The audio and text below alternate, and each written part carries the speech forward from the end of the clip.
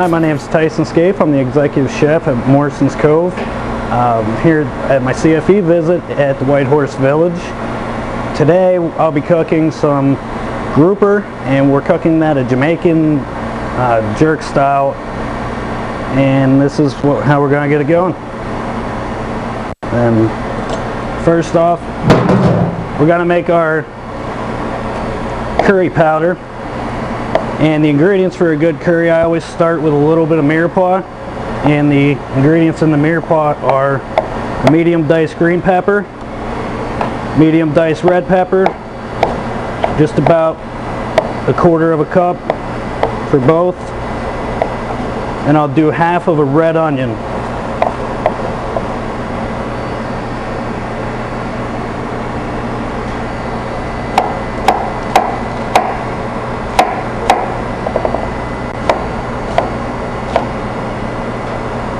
Okay, so we got that all done, and from there I'll start a saucepan. We'll start that at about medium to medium high heat, and we'll add about 1 ladle, which is about 1.5 ounces of mustard oil. Now mustard oil you can get available most grocery stores. If not, you can infuse some dry mustard into oil and make it yourself at home. It's not very complicated. Takes about 20 minutes to a half hour on very low heat, that way you don't scorch the oil. Okay, so from there, let our oil heat up, and we're going to take our dry ingredients. For our dry ingredients, we're going to start out with a little bit of turmeric and a little bit of cumin. Each of those are going to take about 2 tablespoons cumin or turmeric to 1 tablespoon of cumin. Add it right to your oil. From there, we're going to take some dark chili powder, add that in. That's about a tablespoon. And from there, we're going to take about 1/8 of a teaspoon of oregano, add that into your blend, let that sit, and we're going to finish it off with just a pinch of cayenne pepper. What that does, it'll add a nice little kick, but it won't be overpowering. Okay, so that's it for our dry spices. We're going to take a plastic scraper and begin to make our chili powder. Now as soon as the oil starts to warm up, you'll see it'll start to foam and bubble. And at that point, that's when we'll add our mirepoix. I'll start off by adding my onions first, and then my peppers.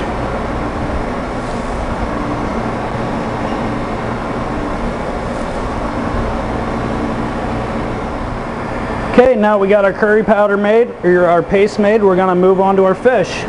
The fish we're using today is a grouper.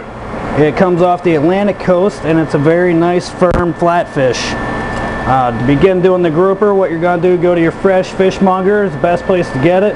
Ours is out of Philadelphia here at the White Horse Village, and you want to select you a piece it's approximately 1 inch to 1.5 inches thick, and make sure it feels firm and doesn't have an awful odor. Make sure it smells fresh, like a fresh sea breeze.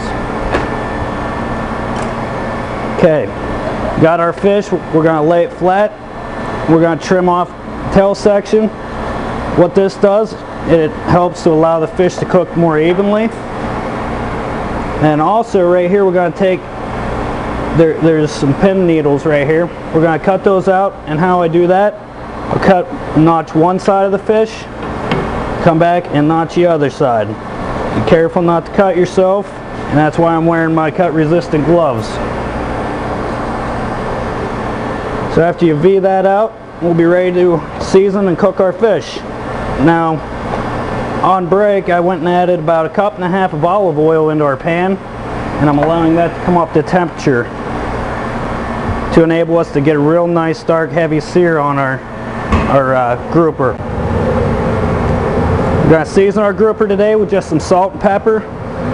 Nothing real crazy. I like to keep it plain and simple.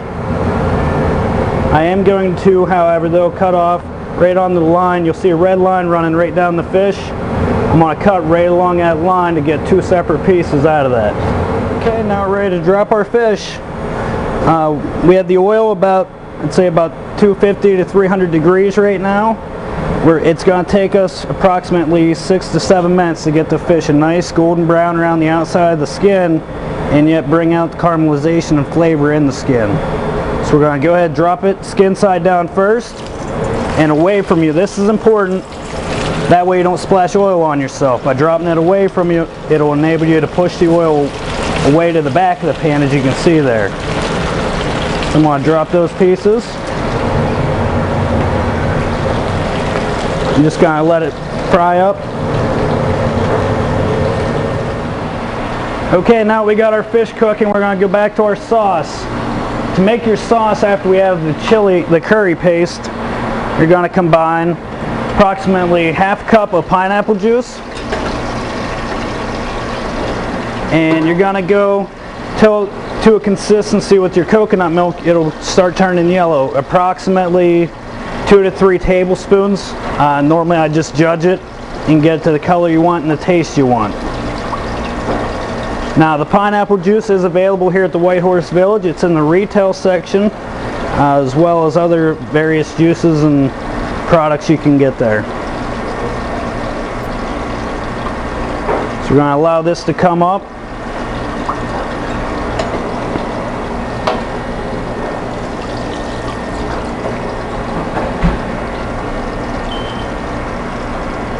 Perfect. Okay, so we'll just let that cook down. What that'll do, we'll remove some of the moisture, and that'll allow the sauce to thicken. What I'm doing now, I'm cutting our garnish and finishing up our dish. Our sauce is reducing nicely. Our fish is bronzed. So all I'm doing, I'm taking, this is a mango. Mangoes are available worldwide right now. They're always in season down through California and Mexico. And they just add a nice flavor. I like the flavor, a little bit of a bite to them, not real sweet. So after we take the skin off the mango, just going to take the sides off. We're going to need about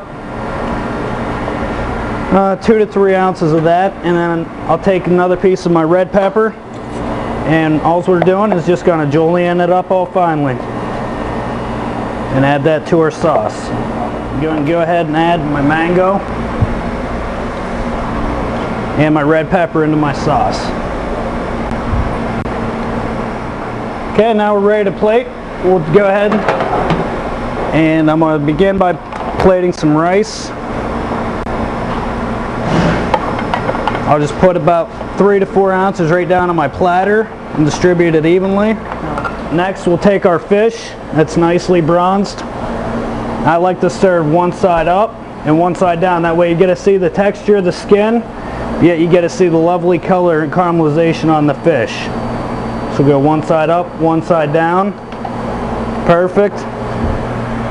Come back, add our sauce. Now our sauce developed finely. It's a nice orangish to yellowish color. We'll take and just try to get a little bit of mango, a little bit of our red pepper, our julienne red pepper in there. We'll add that right over top of our fish. And I go about 2 to 3 ladles, that way you get a lot of flavor into your rice. And go just a little bit more. Okay.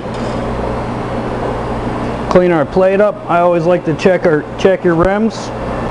We'll just go over with a little bit of red pepper. And that's it.